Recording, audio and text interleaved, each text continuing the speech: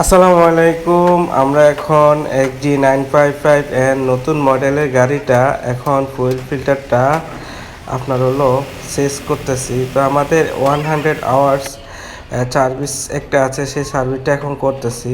তো আমাদের গাড়িগুলো খুবই ভালো, খুবই শক্তিশালী সঞ্চয় ইঞ্জিন। এখন আমরা ফিল্টারটা লাগাই এখন টাইট দিব। টাইট দিয়ে আমরা এসি পাম্প করে হাওয়া ছেড়ে দিব। কেননা যদি হাওয়া থাকে তাহলে ইঞ্জিন স্টার্ট হবে না। যে পর্যন্ত ক্লিয়ারভাবে বাতাসটা না বের হবে, তেলটা না আসবে, ততক্ষণ আপনি এসি পাম্প করবেন।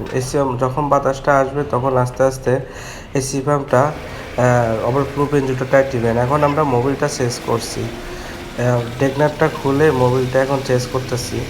তো গাইস, সবাই ভিডিওটা ভালো লাগলে শেয়ার করবেন আর আমাদের ভিডিওটা ধৈর্য সহকারে দেখুন।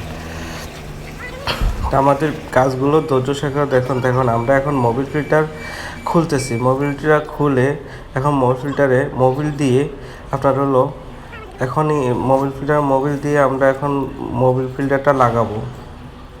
তো মোবিল দিয়ে লাগালে ইঞ্জিনটা ভালো থাকে।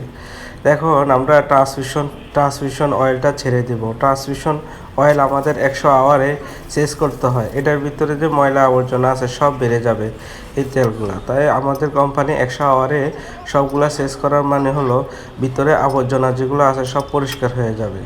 তা আমাদের মোবিলের গ্রেড হলো 15W40, ট্রান্সমিশনও 15W40। তো আমরা এখন ট্রান্সমিশন ফিল্টার, এই যে নেটের একটা ফিল্টার আছে, জালি নেট, হ্যাঁ, এই ফিল্টারটাও চেঞ্জ করে দিলাম। এখন আমরা এয়ার ফিল্টারটা লাগাচ্ছি।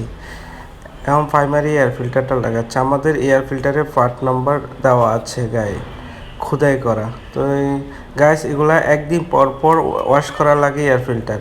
সবাই একদিন পর পর ওয়াশ করবেন, তাহলে আপনার ইঞ্জিনটা ভালো চলবে এবং কি ইঞ্জিনের যে এয়ার ক্লিনার দিয়ে বাতাসটা ঠিক মতন টেনে নিতে পারবে। তো এটার একটা ম্যানুয়ালি মিটার আছে। মিটারটা লাল এরো দাগ আসলে আপনারা বুঝতে পারবেন যে এয়ার ফিল্টার জাম হয়ে গেছে। তখন এয়ার ফিল্টারটা পরিষ্কার করে দিবেন, পরিষ্কার করে দিয়ে ফুস করবেন, আবার এরো লাল চিহ্নটা চলে যাবে। এখন আমরা প্রত্যেকটা গাড়িতে গ্রিস করতেছি।